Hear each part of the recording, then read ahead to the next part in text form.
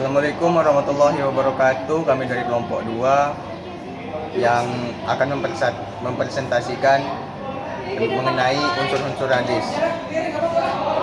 Saya Ikhwan Muslimin. Saya Muhammad Niko Arisandi Presli. Saya Martin Safira Indari. Dan kami di sini akan menjelaskan tentang unsur-unsur hadis. Pembahasan 1.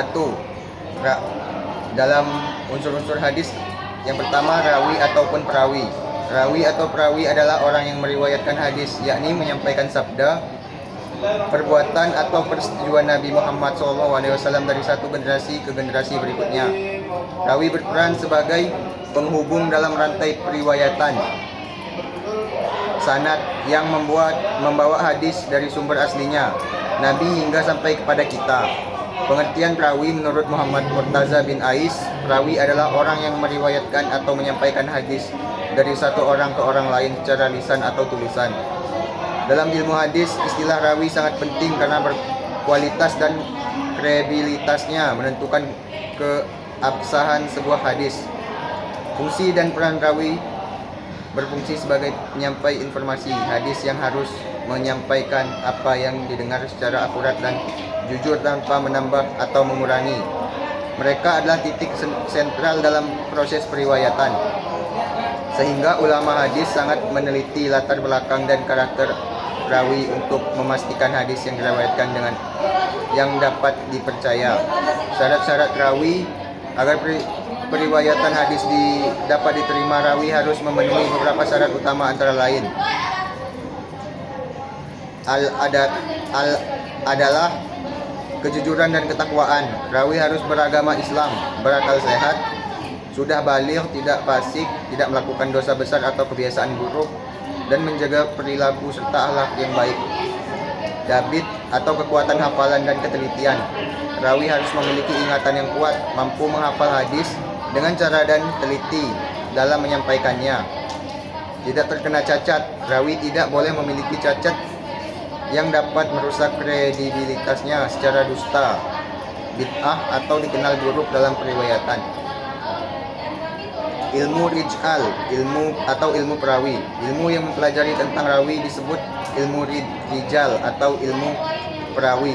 Ilmu ini mengkaji biografi, latar belakang, moral, dan kemampuan hafalan rawi untuk menilai tingkat kepercayaan dan kualitas periwayatan mereka.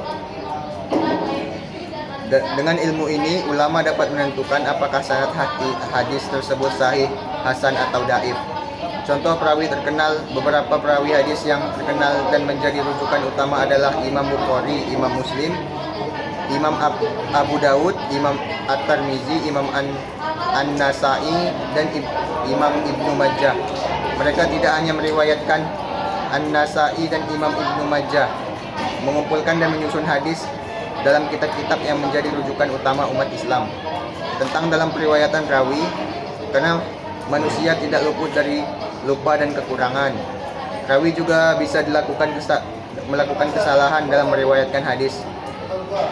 Oleh sebab itu, para ulama hadis sangat berhati-hati dalam meneliti rawi dan sanadnya agar hadis yang disampaikan umatnya tetap terjaga keasliannya. Baik, materi yang kedua yaitu sanad. Sanad secara bahasa berarti sandaran atau tempat bersandar. Dalam istilah ilmu hadis, sanad adalah rangkaian atau silsilah para perawi yang menghubungkan suatu hadis dari orang terakhir yang meriwayatkan sampai kepada Nabi Muhammad SAW. Sebagai sumber utama hadis tersebut, sebagai fungsi sanad berfungsi sebagai jalur periwayatan yang memastikan bahwa sebuah hadis benar-benar berasal dari Nabi Muhammad SAW. Dengan sanad, kita dapat menelusuri asal-usul hadis dan menilai keaslian serta keabsahannya. Sanad juga menjadi alat untuk menguji validitas ilmu dan dalil dalam Islam. Sehingga tanpa sanad, keabsahan sebuah hadis dalam ilmu agama sulit dipertanggungjawabkan. Komponen sanad terdiri dari rangkaian nama-nama rawi yang secara berurutan meriwayatkan hadis dari suatu orang ke orang. Berikutnya, mulai dari muharrij penulis hadis terakhir hingga sahabat Nabi yang mendengar langsung dari Nabi. Misalnya sanad sebuah hadis bisa berupa Imam Bukhari, Al-Zuhri, Sa'id ibn Al-Musayyab, Abu Hurairah, dan Nabi Muhammad SAW. Syarat sanad yang baik, beberapa syarat sanad yang baik menurut para ulama adalah bersambung, mutasil. Setiap rawi dalam sanad harus benar-benar mendengar langsung dari rawi sebelumnya tanpa putus. Jelas penyandaran, sanad harus jelas disandarkan kepada Nabi Muhammad SAW atau sahabat, tabi'in, dan seterusnya. Susunan benar urutan rawi dalam sanad harus sesuai dengan tingkatan generasi, tidak boleh terbalik. Keadilan dan kekuatan hafalan rawi. Setiap rawi dalam sanad harus adil dan memiliki hafalan yang kuat. Keaslian nama rawi. Nama-nama rawi harus asli dan tidak ada kesalahan dalam penyebutannya. Macam sanad, sanad musnad, sanad yang bersambung sampai kepada Nabi Muhammad SAW, termasuk hadis marfu dari Nabi, mauquf dari sahabat, dan maktuf dari tabi'in, maktu ya. Isnad berproses atau cara menyandarkan hadis kepada sumbernya dengan menyebutkan rawi secara berurutan. Pentingnya sanad dalam ilmu hadis. Sanad menjadi neraca utama untuk menimbang kualitas hadis, apakah sahih, autentik, hasan, baik, atau daif, lemah. Dengan sanad, ulama dapat melakukan kritik riwayatan, jar wa ta'dil untuk menilai kredibilitas rawi dan kesinambungan periwayatan. Sanad juga menjaga keilmuan Islam agar tetap autentik dan terhindar dari pemalsuan atau kesalahan penyampaian. 3. Matan. Pengertian matan. Secara bahasa, matan berarti bagian tanah yang keras dan tinggi atau punggung jalanan. Secara istilah, dalam istilah hadis, matan adalah lafaz atau redaksi isi hadis, yaitu kalimat atau bunyi yang menjadi inti pesan atau isi riwayat yang disampaikan Nabi Muhammad SAW. Matan adalah bagian hadis yang berisi perkataan, qaul, perbuatan, fi'li, atau persetujuan takrir Nabi. Posisi matan dalam hadis. Matan terletak setelah sanad atau rantai periwayatan. Sanad menghubungkan rawi dari generasi ke generasi, sedangkan matan adalah isi atau redaksi yang diriwayatkan. Jadi matan adalah ujung dari sanad dan inti dari hadis itu sendiri. Fungsi dan pentingnya matan. Matan merupakan aspek substansi yang menjelaskan ajaran, perbuatan, atau persetujuan Nabi dalam berbagai konteks. Dengan mempelajari matan, para ulama dapat memahami makna dan kandungan hadis secara mendalam. Ilmu matan juga berfungsi untuk menilai kesesuaian isi hadis dengan Al-Quran, akal sehat, dan hadis lain agar dapat menentukan status hadis tersebut. Kajian ilmu matan. Ilmu matan adalah disiplin yang mempelajari isi hadis secara kritis menggunakan kaidah tertentu. Tujuannya adalah untuk menyeleksi dan membedakan antara hadis sahih dan dhaif berdasarkan isi atau redaksinya. Contoh matan hadis yaitu amirtu an aqatilan nasa hatta yashhadu alla ilaha illallah, yang artinya aku diperintahkan untuk memerangi manusia sampai mereka mengucapkan tidak ada Tuhan selain Allah.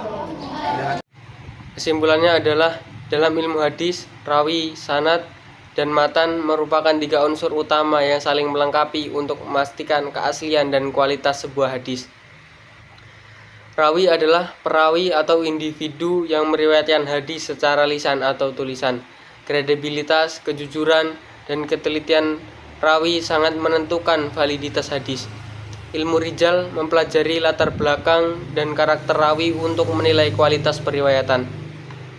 Sanad adalah rantai periwayatan yang menghubungkan rawi dari generasi ke generasi hingga sampai kepada Nabi Muhammad SAW. Sanad yang bersambung dan terdiri dari rawi yang adil dan kuat. Hafalan menjadi syarat utama hadis dikategorikan sahih. Sanad berfungsi sebagai alat verifikasi keaslian hadis. Matan adalah isi atau redaksi utama hadis yang berisi perkataan, perbuatan, atau persetujuan Nabi Muhammad SAW. Kajian terhadap matan bertujuan untuk memastikan isi hadis tidak bertentangan dengan Al-Quran, akal sehat, dan hadis lain yang sahih. Ketiga unsur ini bersama-sama membentuk fondasi ilmu hadis yang memungkinkan umat Islam untuk memahami, mengamalkan, dan menjaga keaslian ajaran Nabi Muhammad SAW. Tanpa ketiganya, hadis tidak dapat dijadikan sumber hukum dan pedoman yang terpercaya dalam Islam. Oleh karena itu, kajian mendalam terhadap rawi, sanad, dan matan sangat penting dalam studi hadis dan ilmu keislaman secara umum. Sekian dari kami. Bila ada salah kami mohon maaf. Kepada Allah kami mohon ampun. Wassalamualaikum warahmatullahi wabarakatuh.